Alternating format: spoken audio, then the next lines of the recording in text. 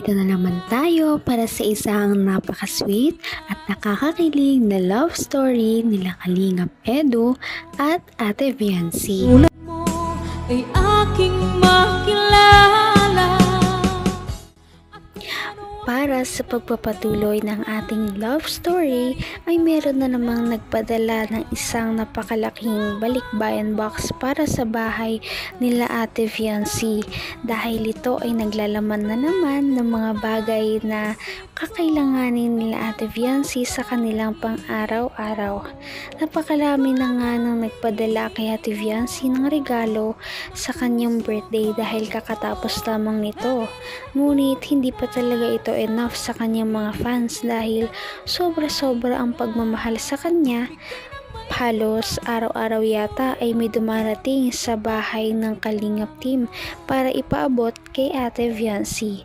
At sa pagbisita nga nila ngayon ay ipinabot na ito ngayon kay Ate Viancy at nagkaroon sila ng maikling haul sa mga nilalaman nito. No.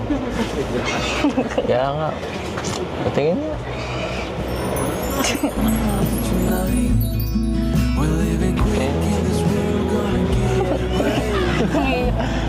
Wala na baga. Wala na akong mahawakan. Wala.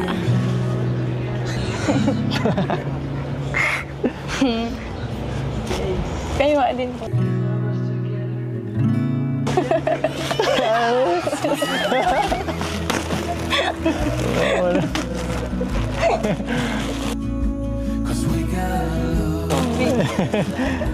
Alam mo ah.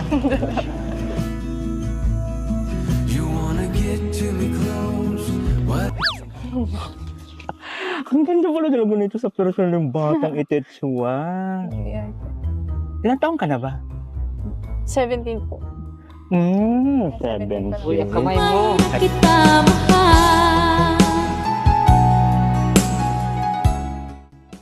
Nakakatuwa naman dahil kahit na si Ate Viancy ang pinunta doon ng balikbayan box na yon ay meron din talagang kasama na para sa Kalingap team dahil bago nga naman talaga nakilala ng mga supporters ang Kalingap Angels, una nilang nakilala ang Kalingap team dahil sila ang instrumento para ma-discover ng mga fans ang kanilang mga sinusuportahan ngayon dahil sila ang mga nag-scout at talagang unang tumulong dito.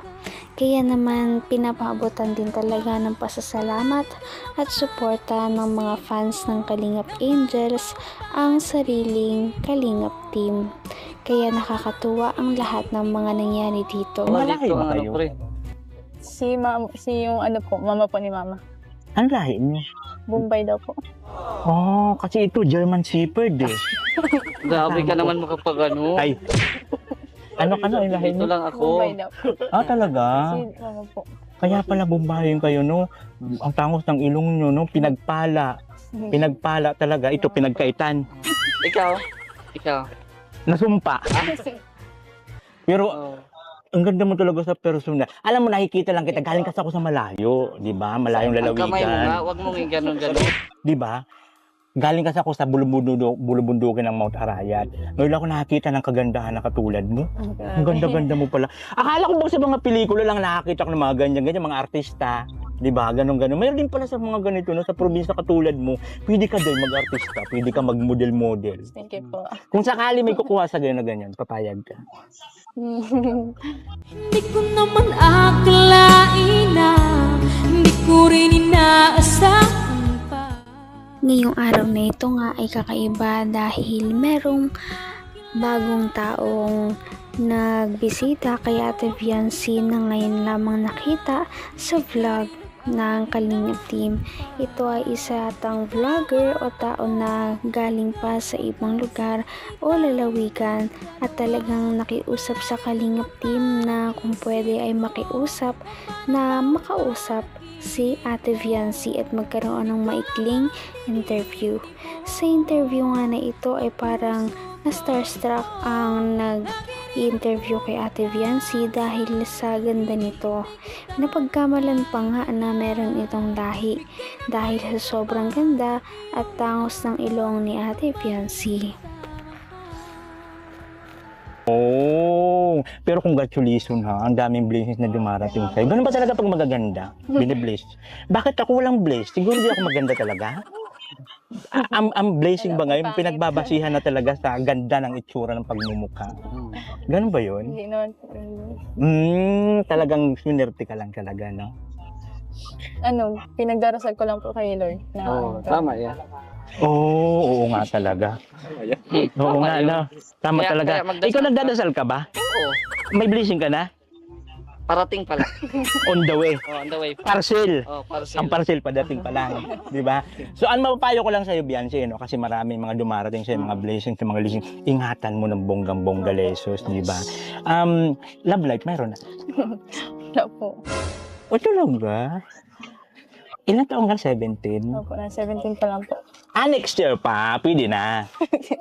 Mag-i-eating ka na, pwede na yon.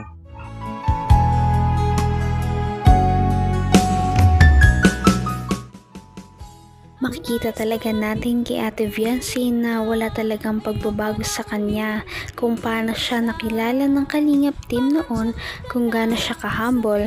Ganun pa rin talaga siya ka-humble ngayon na kinakausap siya kahit na meron na siyang mga narating at naipundar sa kanilang pamumuhay.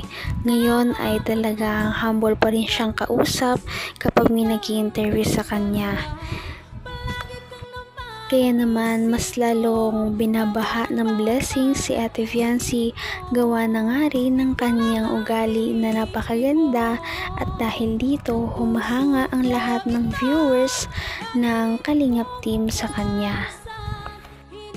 Patagal ng patagal, parami ng parami ang mga sumusuporta kay Ate Viancy at ito ay kinakatuwa nila. Mag-i-eating ka na, pwede na yon. Hindi ko po alam. Kung sakali, pagdating ng 18, mayroon dumating. Ano? Pamilira. Ba't natawa mo pagmumukha ko? Mukha ba akong clown? Yun po yung tanong niyo. Ganun talaga yan, di ba? Pero yun, masasabi ko sa iyo lahat ng mga blessings na dumarating sa buhay mo, no? Pahalagahan, siyempre.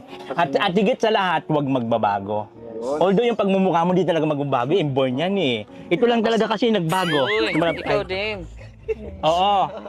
Yung mukha mo kasi hindi na magbabago yun, pero yung attitude mo, yung ugali mo, is still humble. Magpasalamat lagi sa Panginoon sa mga tumutulong, mga blessings na dumarating kasi binibless talaga ng bongga-bongga. Kasi pag mumukha mo, yan na yan eh.